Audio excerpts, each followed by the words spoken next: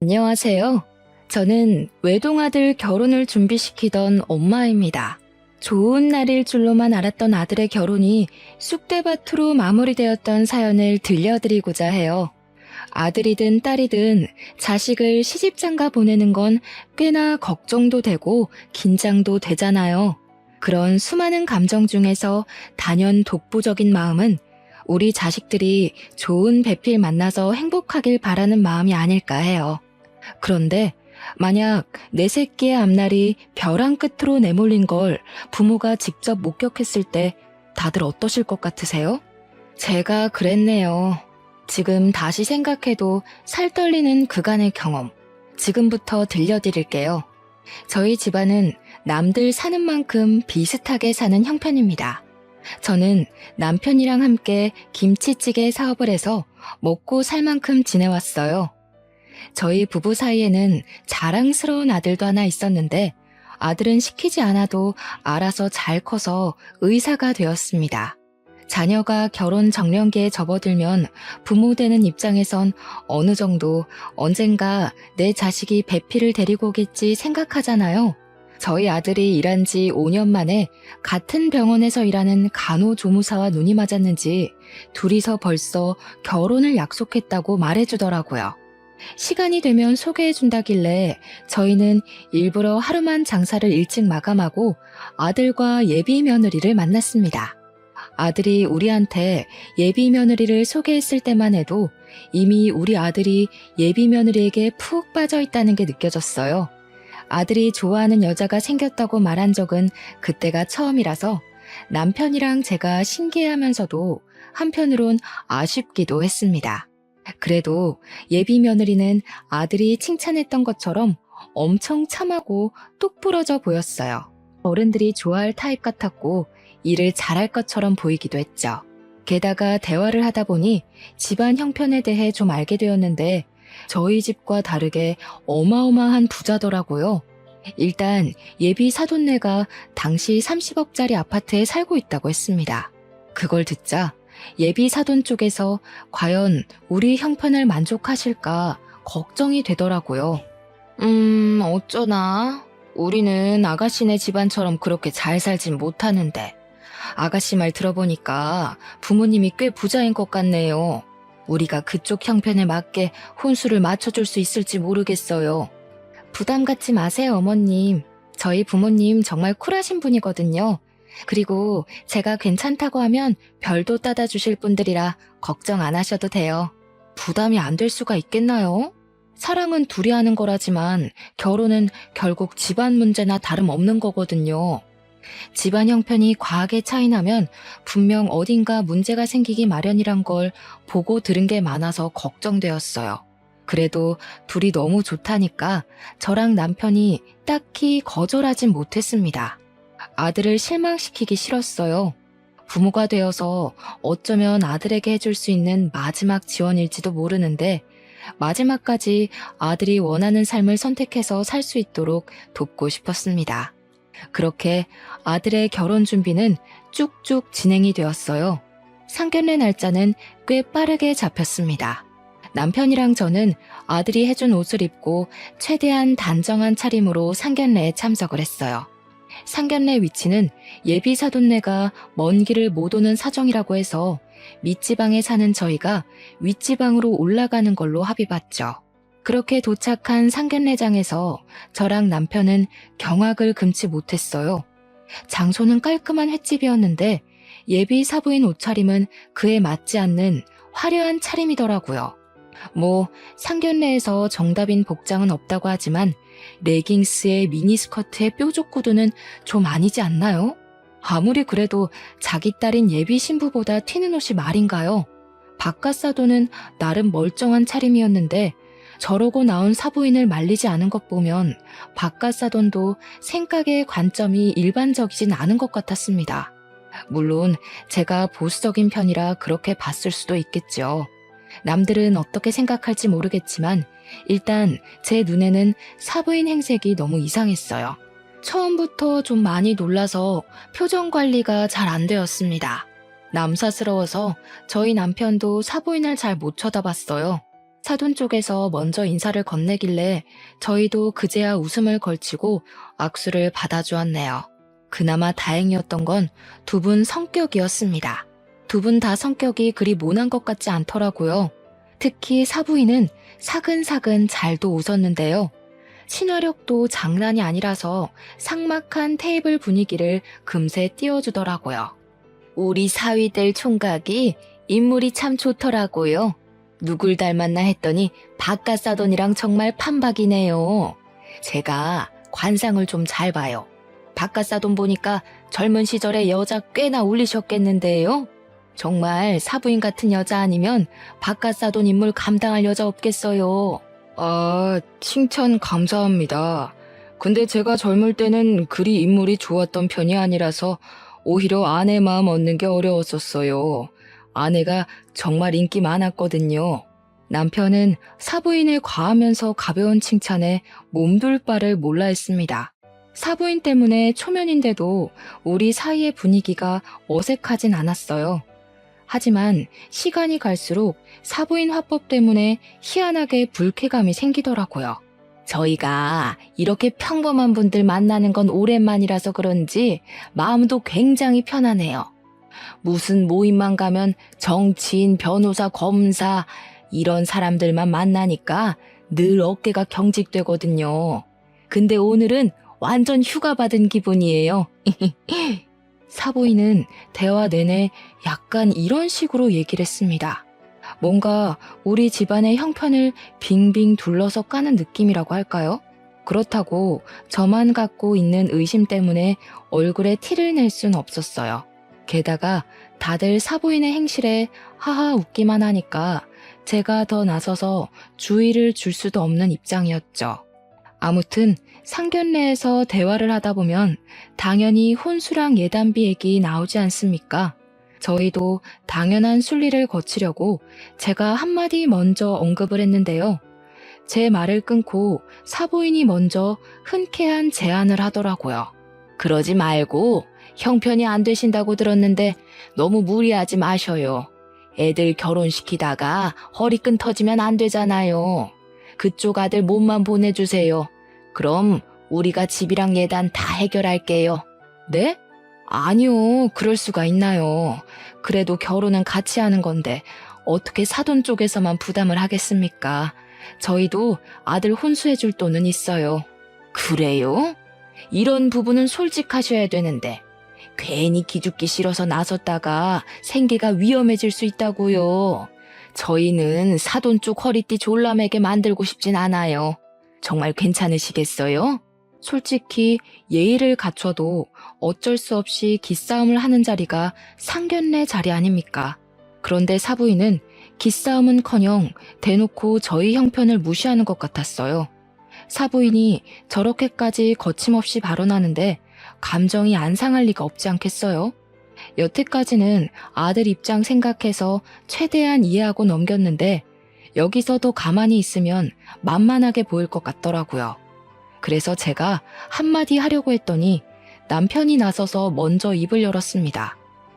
바깥사돈이야말로 일 은퇴하셔서 쉬고 있다고 들었는데요. 저희는 허리 꼬부라질 때까지 돈 벌 수 있는데 사돈들은 지금부터라도 아끼셔야 하는 거 아닙니까? 돈 있다고 해서 그거 믿고 아낄 생각 못 하다간 가랑이 찢어질 수도 있을 텐데요. 이때 저 살짝 놀랐습니다.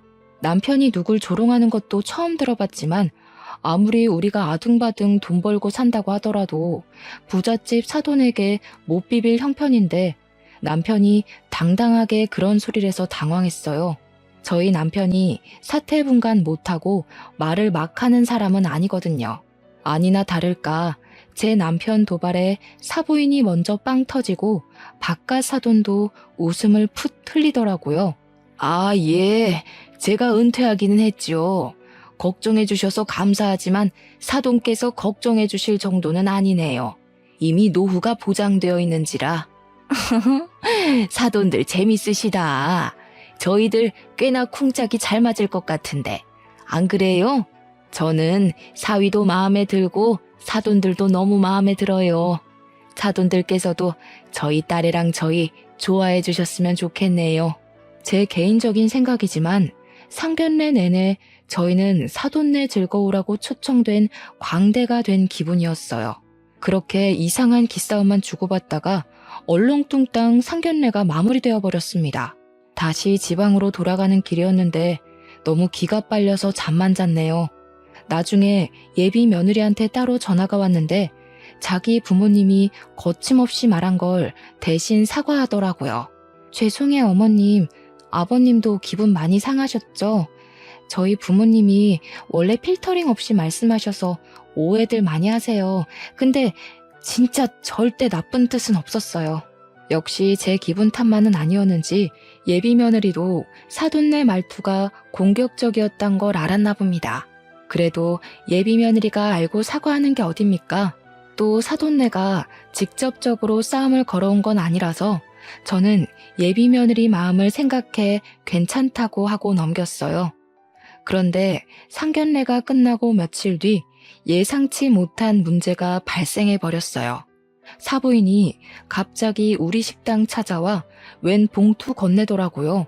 연락 없이 먼 길을 찾아온 것도 당황스러운데 인사 한마디 덜렁하고는 설명도 없이 봉투를 주길래 얼떨떨했어요. 이게 뭐냐고 물으면서 봉투를 열어봤더니 혼수 목록, 혼수 받을 사람 목록, 혼수 예산 구입비 등이 정리된 편지더라고요. 아들 몸만 보내는 거 싫다면서요. 저희가 집값으로 5억 할 테니 그쪽에서 2억 혼수해 주세요. 얼굴 보고 말하는 게 예일 것 같아서 장장 5시간을 달려왔네요. 이 동네 무슨 차가 이렇게 막히는지 차 더 막히기 전에 다시 올라가야 되거든요. 어떻게 2억 괜찮겠어요? 2억 소리를 듣고 순간 머리를 한 대 맞은 것 마냥 얼떨떨했어요. 우리 집 형편에 2억은 아주 빠듯한 돈이었습니다. 당연히 혼수를 준비할 생각이었지만 많아봤자 1억 선을 염두하고 있었어요.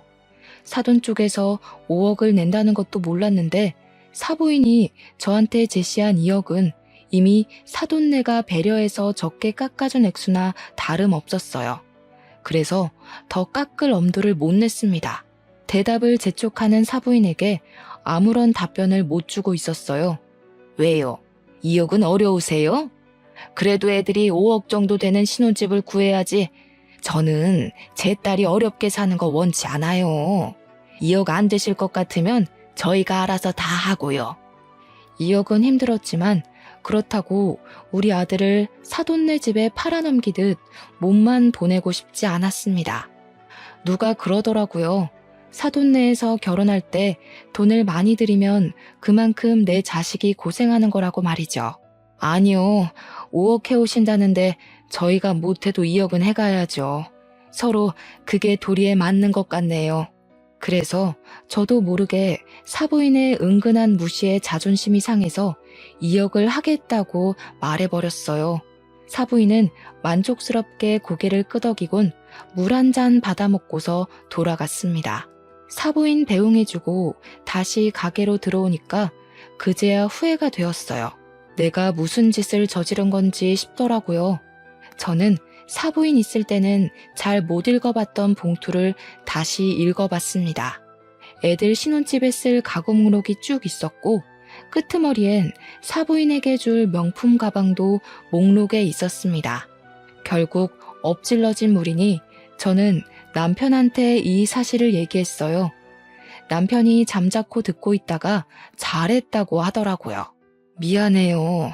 부담이 되면 지금이라도 내가 그 여자한테 전화해서 정정할게요. 아무리 자존심 상해도 돈으로 자부심 부리면 안 되는 건데 내가 실수했어요. 남 주는 돈도 아니고 우리 아들 잘 살라고 해주는 돈인데 아깝진 않아. 돈이야 또 벌면 되는 거잖아. 노후에 아무것도 안 하고 쉬어서 뭐 하겠어. 일이라도 해야지. 저랑 남편은 결국 가게를 담보로 2억을 대출받기로 결정했습니다. 이 사실을 알면 아들이 걱정할까봐 아들한테는 말을 못했어요. 그리고 한날 저는 혼자서 백화점에 들러 명품관을 찾았습니다. 사부인이 구체적으로 적어줬던 가방을 찾아서 구매했어요. 무슨 가방이 250만 원이나 하는 건지 깜짝 놀랐습니다. 역시 돈 많은 집은 가방조차도 함부로 들지 않는구나 싶으면서도 같은 여자인데 너무 다른 삶을 살고 있는 것 같아 한편으론 부럽기도 했어요. 저는 구매한 가방을 사부인한테 전달하려고 아들을 통해서 줬습니다. 다음날 사부인한테서 전화가 왔는데 고맙다는 인사일 줄 알고 마음 편히 받았어요. 네, 사부인. 어제 사위 통해서 가방 잘 받았어요. 그런데 좀 문제가 생겨서요. 이 가방 말고 다른 가방을 받고 싶은데요. 예상치 못했던 반응이라서 저는 전화를 받고도 네네? 거리기만 했습니다. 아니, 제 친구들이 하도 성화를 부리더라고요. 하나이는 귀한 딸 보내면서 고작 250만 원짜리 가방 받냐고요. 저 모임 가서 얘기했다가 바보 됐잖아요. 제가 문자로 링크 보내놨으니까 그 가방으로 좀 부탁해요. 이 가방은 사위 통해서 다시 돌려드릴게요. 사부인은 친구 말을 듣고 더 비싼 브랜드의 가방으로 의견을 바꾸었습니다. 사부인이 다시 보내준 다른 가방은 무려 500만 원짜리였어요. 똥개 훈련시키는 것도 아니고 이랬다 저랬다 하는 사부인의 태도가 또 무례하게 느껴져서 화가 났지만 이걸 뭐라고 할 수도 없었던 게 사돈네에서 5억을 해온다고 한 이유도 있었고 또 사부인이 2억 혼수비에 맞춰서 요구하고 있는 거라 따지지도 못했어요. 결국 저는 가방을 바꿔주었습니다. 환불하고 다른 가방 다시 사는 건 아들이 직접 해줬어요. 근데 그것 때문에 아들이 뭔가를 눈치챈 건지 저한테 따로 찾아와서 묻더라고요. 엄마, 혹시 처가 쪽 때문에 곤란한 일 있어? 나한테 숨기는 거 있어 보여서 갈수록 엄마 표정이 안 좋아 보여. 혼수비 때문에 그러는 거야? 2억 한다고 들었는데 돈이 어디서 나서 그렇게 큰 돈을 하겠다고 했어. 어? 아들이 걱정할 문제 아니야. 아들 결혼한다고 하니까 가끔씩 아쉬워서 그런 거지 뭐. 사돈네랑 아무 문제 없으니까 걱정 말고 결혼 준비에만 신경 써. 아들한테는 도무지 고민을 털어놓을 수가 없었어요. 어차피 저희가 혼수로 2억을 해주기로 했고 사부인은 2억 선 안에서 물건을 요구하는 거니까 욕을 할 수도 없는 노릇이었죠. 그런데 말입니다. 제가 잘 몰라서 그러는데요. 원래 애들 결혼 준비시킬 때 사돈끼리 마주하는 경우가 많나요? 제 주변에는 그렇지 않다고 하는데 이상하게 저희 집은 사돈네랑 자꾸 얽히게 되더라고요. 사돈네가 귀한 딸 보내는 게 많이 아까운 건지 또 한 번 먼 길을 찾아온 적이 있었어요. 그날은 정말 해도 해도 너무한 얘기를 들었는데요. 어느 날 갑자기 우리 식당을 또 찾아온 사부인이 자기 딸 꾸민비 안 주냐고 하는 겁니다. 저 당시 꾸민비가 뭔지 몰랐거든요. 그날 사부인이 얘기하는 거 듣고 처음 알았습니다. 어머, 신부한테 꾸민비는 당연히 줘야죠. 저희가 5억이나 해주니까 그쪽에서 1억은 더 얹어주세요. 우리 딸도 명색에 시집 가는 건데 시부모한테 예쁨 받는다고 자랑할 수 있어야죠. 다른 며느리들 다 받는 꾸민비 우리 애만 안 받으면 체면이 서겠어요. 꾸민비가 사돈네 자식에게 사고 싶은 거 사입고 치장하라고 주는 돈이라고 하대요. 근데 그건 신부만 받을 수 있는 게 아니고 신랑도 받을 수 있는 거더라고요. 그깟 꾸민비 때문에 1억을 더해달라는 사부인 말에 저는 소신껏 얘기를 하였습니다. 죄송하네요. 그만한 돈을 해줄 여력도 안 되고 더 대출받지도 못해서 꾸민비는 어려울 것 같아요. 그냥 서로 안 해주는 걸로 퉁치죠. 역시 돈줄 달리는 게 이렇게 금방 눈에 보여서 아쉽네요. 이래서 제가 딸한테 수준 차이 나는 사돈은 질색이라고 얘기를 했었거든요. 사위가 의사 아니었으면 구린내가 진동하는 이런 곳에 저희 딸 안 보냈을 거예요. 저 순간 잘못 들은 줄 알았습니다. 그간 사부인이 말투는 좀 경박했어도 사람을 대놓고 깎아내리진 않았거든요. 그런데 제가 1억 꾸민비 못 주겠다고 하자마자 돌변에서는 저희 집안이랑 제 아들을 깎아내리기 시작하는데 딱 알겠더라고요. 사부인이 원래 이렇게 무례한 사람이기에 그런 경박한 소리를 가진 거란 걸 말이죠. 사부인 아들 고집 너무 세더라고요. 근성이 얼마나 끈질긴지. 역시 가난뱅이 집안에서 태어난 것들이 쓸데없이 끈기가 좋아요.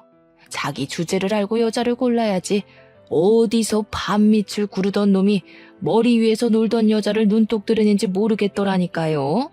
사부인 아들 밖에서 그러고 다니는 거 알고 계셨어요? 뭐라고요? 누가 발밑을 굴러요? 사부인, 지금 도가 지나치신 것 같은데요. 우리가 대단한 집안은 아니지만 그것 때문에 제 아들이 욕먹는 건 납득이 안 되거든요. 당장 사과하시죠. 어머나, 사과는 그쪽에서 하셔야죠. 제가 그쪽 아들 떼어내느라 2년이나 고생했는데 근데 이놈이 어떻게 제 딸을 깨어냈는지 아주 거머리처럼 딱 붙어서는 절대 안 떨어지대요. 대체 아들 교육 어떻게 시킨 거예요? 지 분수 생각 안 하고 좋아하는 여자만 있으면 무조건 들러붙으라고 가르치셨어요? 알고 보니 사부인이 장장 2년간 제 아들을 반대했다는 사실을 알았어요. 사부인은 그간 제 아들에게 문자로 여러 번 예비 며느리를 만나지 말라고 모욕을 준 듯 했습니다.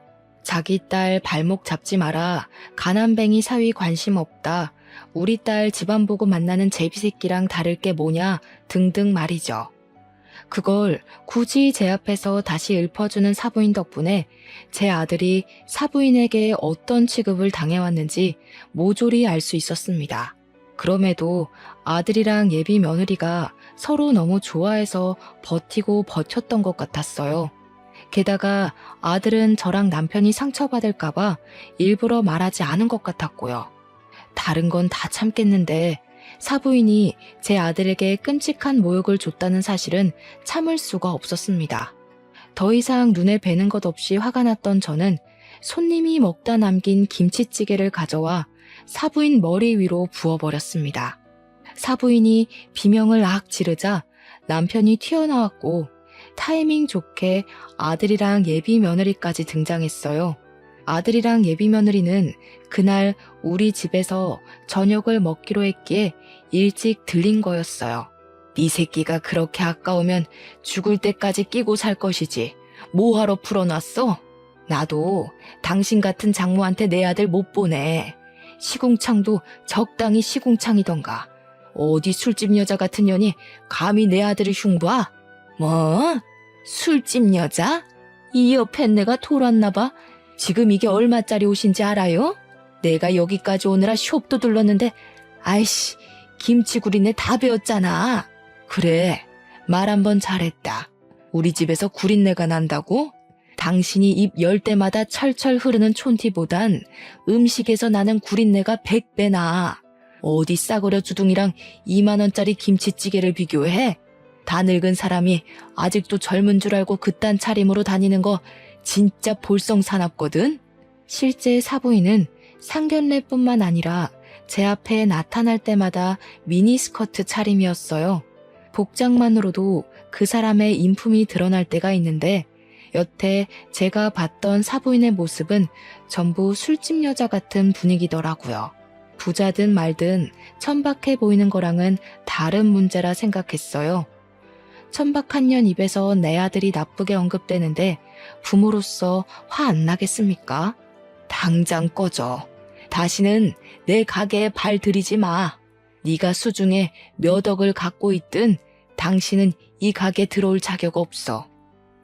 제가 이성을 잃고 다른 반찬들까지 사부인들한테 던지기 시작하자 남편이랑 아들이 저를 급히 말렸어요. 그리고 예비 며느리가 얼른 자기 엄마를 데리고 밖을 나가버렸습니다. 저는 불이 나게 도망가는 사부인 뒷공무니에 대고 나 이 결혼 절대 허락 못한다고 파혼하자고 고함을 쳤어요.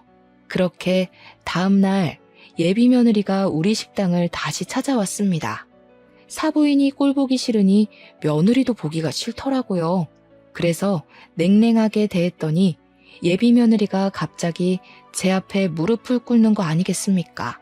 저희 엄마가 철이 없어서 그래요. 제발 한 번만 용서해 주세요, 어머님. 제가 다신 저희 엄마 이곳에 못 오게 만들게요. 저 이 결혼 꼭 하고 싶어요. 너네 엄마가 장장 2년 동안 내 아들을 사람 취급도 안 했다면서 내가 정신 나갔다고 그런 집에 내 아들을 사위로 보내겠니? 이렇게 문제가 되기 전에 진작에 네 엄마 말렸어야지. 이미 내 아들한테 상처 다 줘놓고 앞으로는 안 그러겠다고? 그걸 내가 어떻게 믿어? 죄송해요. 정말 한 번만 믿어주세요. 저 오빠랑 결혼 못하면 죽어요. 어머님이 시키는 건 뭐든 다 할게요. 결혼만은 제발 무르지 말아주세요. 저 한 번도 예비 며느리에게 언성을 높인 적이 없는데 그날은 좀 따끔하게 혼을 냈습니다. 예비 며느리는 제 아들을 정말 사랑하고 있다고, 이대로 파혼할 수 없다고 계속 싹싹 빌었어요. 솔직히 사부인이 문제지 며느리는 잘못이 없잖아요. 하루도 아니고 매일 찾아와서 손이 발이 되도록 싹싹 비는 며느리 때문에 마음이 약해진 저는 결국 못 이기고 봐주게 되었어요. 물론 결혼 허락하는 대신 사부인더러 내 앞에 와서 직접 사과하라고 시켰죠. 며느리가 그러겠다고 고개를 연신 끄덕이더군요. 그리고 며칠 뒤 사부인뿐만 아니라 바깥 사돈까지 우리 식당을 찾아왔습니다. 예비 며느리랑 아들까지도 퇴근하고 김치찌개 집으로 모였어요. 저랑 남편은 식당을 일찍 마감하고 다 같이 식사하는 시간을 가졌죠. 가벼운 안부 인사를 나누는데 어째 상견례 때보다 더 어색했습니다. 가족들이 저랑 사부인의 눈치를 많이 봤어요.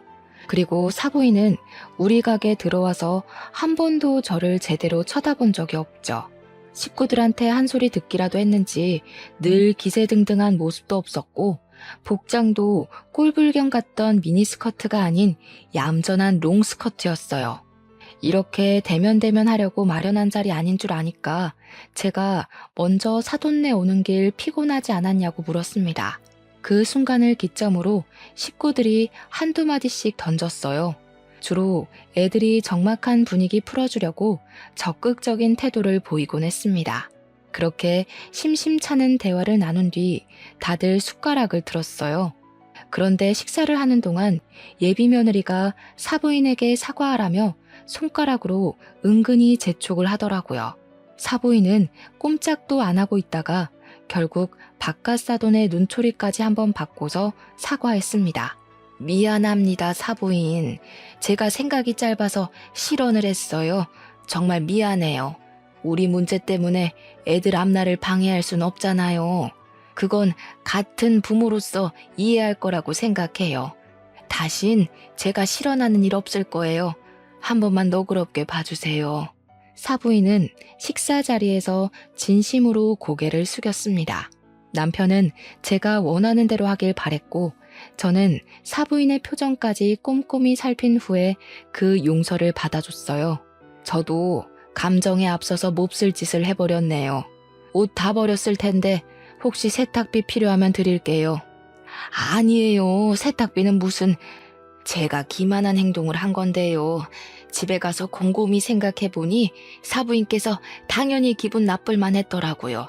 아무리 그래도 부모 앞에서 자식 흉은 보는 게 아닌데 죄송해요.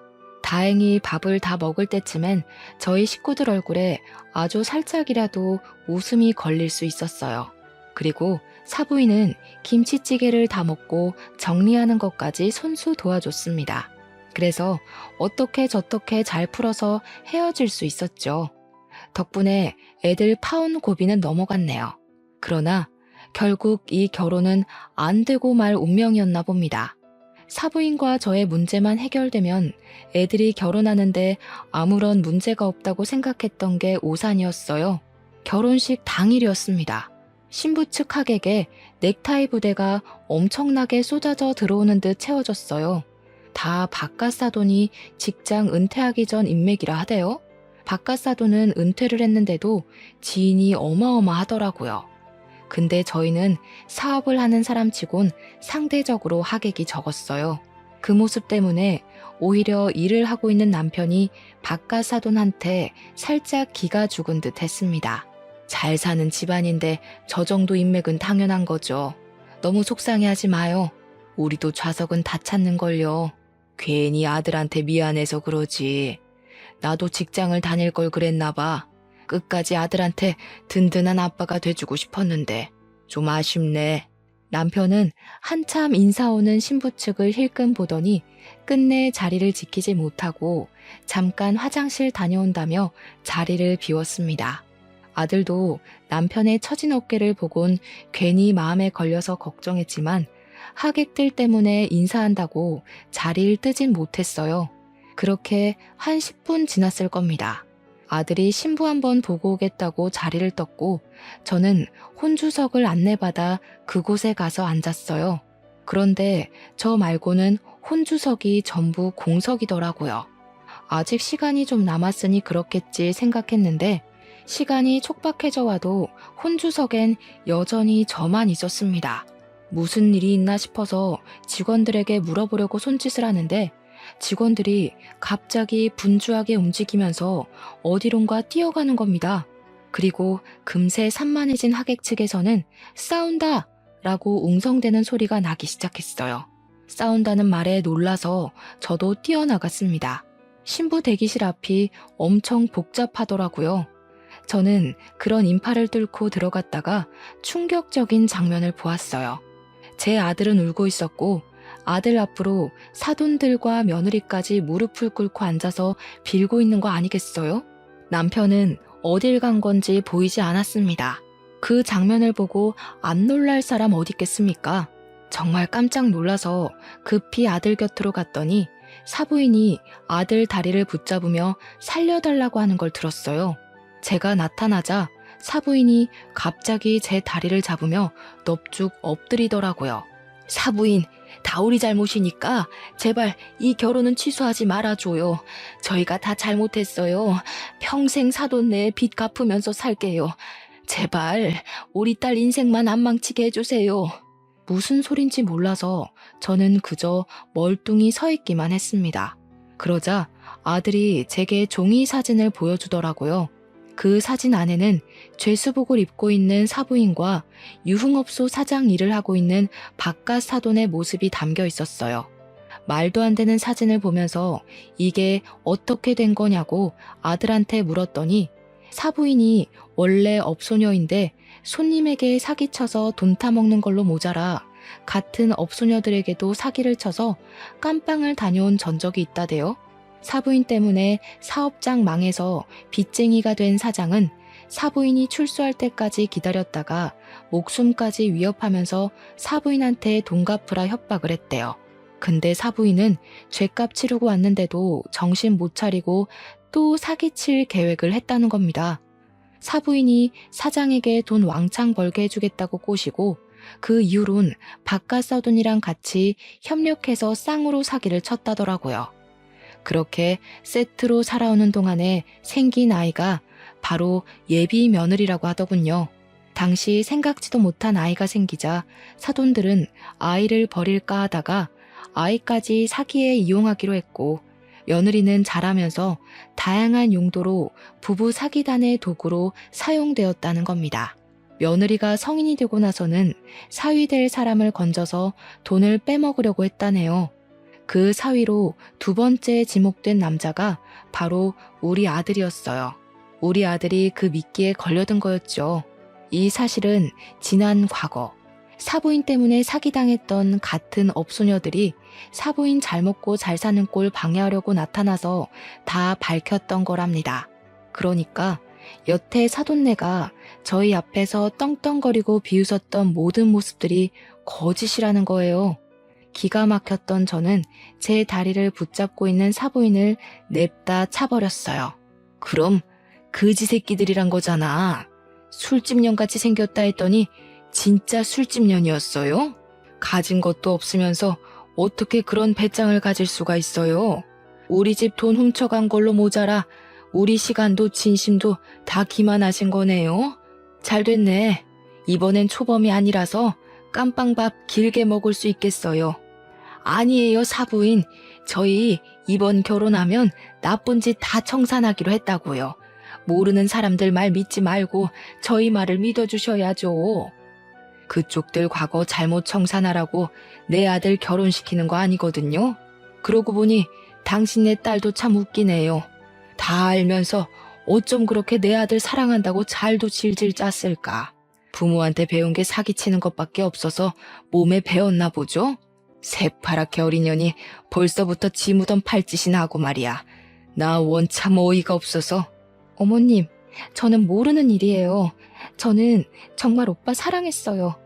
엄마 아빠가 사기친 거지 저랑은 관련 없는 일이라고요.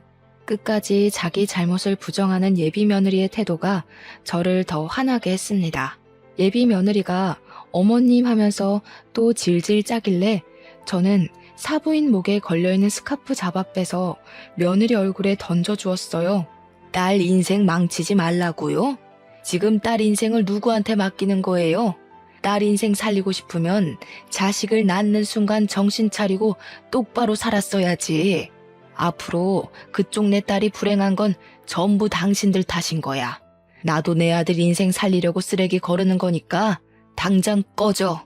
사돈들은 이 상황을 돌이킬 수 있을 거라 생각을 하는 건지 계속해서 사과만 했습니다. 이렇게 소란스러운 와중에도 남편은 어디 간 건지 도통 모습을 안 드러냈어요. 저라도 아들을 지키고자 아들을 데리고 신부 대기실을 나왔습니다. 그러자 남편이 경찰과 함께 엘리베이터에서 내리더라고요. 저희 뒤따라 나온 사돈들에게 삿대질을 하면서 경찰더러 저 사기꾼들 잡아달라고 부탁하고 있었어요.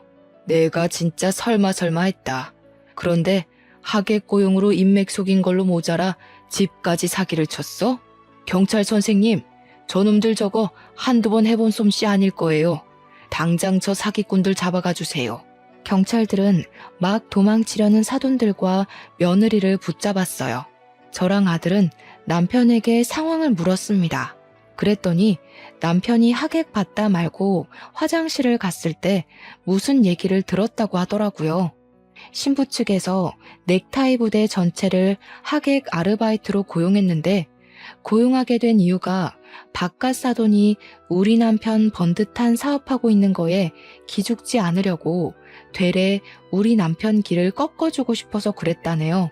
그 사담을 듣고 바깥 사돈의 신원이 의심스러웠던 남편은 아는 지인 부동산에 개인적으로 전화해서 사돈이 산다는 아파트 주인이 누군지 알려달라고 부탁했다 했습니다. 아파트를 바로 알아본 것은 사돈들이 뭐만 하면 아파트 자랑을 그렇게 했었거든요. 그 아파트가 워낙 유명해서 사돈네 동네에선 그 아파트 이름 대면 부자라는 게 증명이 되는 셈이라더라고요. 그래서 남편이 가장 먼저 부동산을 알아봤던 겁니다. 남편 지인은 아는 사람 부동산을 건너 2달이 넘긴 부동산을 연결하여 집주인을 알아봐줬어요. 황당하게도 사돈네가 산다는 아파트엔 집주인이 따로 있었습니다. 그리고 거기 새들어 살고 있는 사람들이 사돈네였어요. 그러니까 이런 거죠. 사돈네는 우리한테 집안 재력을 속이기 위해 단기로 이사를 했던 겁니다. 아들이 자기 처가에 인사 간다고 한번 들어가 봤다던 그 30억짜리 아파트는 그들이 빚을 내서 보증금 3억에 월세 400만 원으로 들어가 있던 거였어요. 심지어 빚을 낸 것도 다 사채라네요. 일부는 우리한테 돈을 빼내서 갚았다더군요. 그리고 나머지 빚은 애들 결혼시킨 뒤에 저랑 남편의 자존심을 좀 더 긁어서 계속 돈을 빼낼 작정을 했던 겁니다. 너무 기가 막혀서 저는 경찰들이 연행해가는 그들 앞길을 막았어요. 그리곤 불쌍한 척하는 사부인의 얼굴을 한 대 때려줬습니다. 하고 사는 꼴이 정말 치가 떨리게 한심하네요. 깜빵 가서 되도록 오랫동안 안 나왔으면 좋겠어요. 딸 생각 조금이라도 한다면 제발 싸구려짓 좀 그만하고 정신 차리세요. 사부인은 이미 경찰이 등장한 이상 저에게 사과할 필요를 못 느낀 건지 제게 덤비려고 몸부림을 쳐댔어요. 경찰이 잡고 있지 않았다면 그 기다란 손톱 때문에 얼굴에 상처가 생겼을 겁니다. 결국 감당 안 되는 몸부림 때문에 경찰들이 사부인을 끌고 가버렸어요. 바깥 사도는 쪽팔린 줄 아는 건지 아무 말도 못하고 묵묵히 끌려갔습니다. 그런데 예비 며느리가 또 끈질기더라고요. 저랑 남편이 사돈들을 보내버리는 동안 예비 며느리는 제 아들에게 매달려 애원하고 있었어요. 오빠, 내 진심 오빠가 제일 가까이서 봤잖아. 내가 정말 연기하는 것 같았어? 오빠한테 보여준 내 마음 다 진심이야. 엄마 아빠는 진짜 나랑 상관없다니까. 그러니까 무섭다는 거야. 내 눈엔 네가 의심할 곳 없는 좋은 여자로 보였는데 나 만나기 전에 다른 남자 꼬드겨서 돈 빼먹었다면서 나한테 똑같은 수법으로 접근한 거 아니야? 그런데 나한텐 진심이라고? 네 낯짝을 다 알아버렸는데 내가 널 어떻게 데리고 사냐? 그러지 마. 도대체 어떻게 하면 믿어줄 건데? 전에 실수한 건 철이 없어서 그랬던 거야. 그때랑 지금은 내 마음이 완전히 다르다고. 예비 며느리가 처절하게 아들을 붙잡고 우는데도 그런 며느리를 보는 아들의 시선은 이미 싸늘했습니다. 아들은 곧 며느리 목에 걸린 목걸이를 사정없이 잡아 뺐어요. 그 목걸이도 분명 우리 집에서 해준 혼수비에서 해먹었을 거거든요. 너 같은 싸구려한텐 명품 목걸이가 안 어울린다. 너한테 놀 하나 줄 생각 없으니까 징역 살고 나오면 다른 놈 노려. 네 부모나 너나 다시 한 번 더 우리 가족 눈에 띄면 2배, 3배로 갚아줄 테니까 각오하고. 아들이 그대로 돌아서자 경찰이 알아서 예비 며느리를 잡아갔어요. 실내에서 쩌렁쩌렁 울리는 예비 며느리 목소리 때문에 다른 하객들까지 인상을 찌푸렸습니다. 그렇게 잡혀간 그 사람들은 전적까지 곱빼기로 쳐서 사귀제 형벌을 받게 되었어요. 부디 그 안에서 오래오래 살길 바랄 뿐입니다. 저희는 일상을 회복했어요. 물론 겉으로는 그렇죠. 이미 상처받은 마음을 완전히 회복하는 것이 참 어렵더라고요. 특히 우리 아들 속이 말이 아닌 것 같았어요. 아들이 예비 며느리를 처음 소개해 주었을 때 예비 며느리를 보던 아들 눈빛을 아직도 기억하고 있는데요. 그렇게 많이 좋아했던 사람에게 당하는 배신은 잘 잊히지도 않잖아요. 하필 결혼할 만큼 사랑한 사람이 엉망진창이었다는 게 아들에겐 꽤 큰 상처로 남을 것 같습니다. 세상에 좋은 여자도 많은데 왜 하필 그런 여자가 우리 아들 인생에 들어섰는지 모르겠네요. 아들이 부디 그날의 상처를 잘 극복해서 그저 지나가는 일일 뿐이라는 걸 알았으면 좋겠습니다. 여기까진 안 좋은 현실을 말씀드렸지만 저희 집안에 우환만 있었던 건 또 아니에요. 그날 결혼식이 그렇게 엎어졌는데 사람들이 휴대폰으로 다 찍어서 그런가 SNS에 이슈가 되었더라고요. 근데 저희 식당까지 그 이슈를 타서 객지 사람들이 응원차 저희 식당을 방문해주고 있어요. 저랑 남편 김치찌개 사업하면서 이렇게 눈코 뜰 새 없이 바쁘게 장사해본 거 처음입니다. 이미 사기당한 돈은 운 좋게 배상받았는데 이대로만 장사 잘 된다면 사기당했던 돈만큼 한 해 매출을 뽑을 수 있을 것 같기도 해요. 손님들이 왔다 가면 블로그 후기도 올려주시더라고요. 사진 엄청나게 찍어가고요. 인터넷에 우리 가게 검색해서 블로그 슬쩍 보면 댓글에 저희 가게를 아는 체 하면서 안부를 궁금해하는 분들도 종종 계셨어요. 남의 일인데 그렇게까지 마음 써주는 분들이 있어서 또 여러 번 위로를 받네요. 사기당하고 나서 저희 식구끼리 서로 위안하는 것만으론 한계가 있었는데 많은 사람들이 저희 사정을 응원해주니까 그래도 빠르게 마음이 편해지는 것 같더라고요. 언론의 힘이 새삼 대단하다는 걸 요즘 많이 느끼네요. 우리 아들이 혼인신고하기 전에 구덩이에서 빠져나올 수 있어서 얼마나 다행인지 모릅니다. 인생 액땜을 했다고 생각하고 앞으론 더 열심히 신중하게 살아가야겠어요. 다른 사람 조심하셔요. 제 사연 들어주셔서 감사합니다.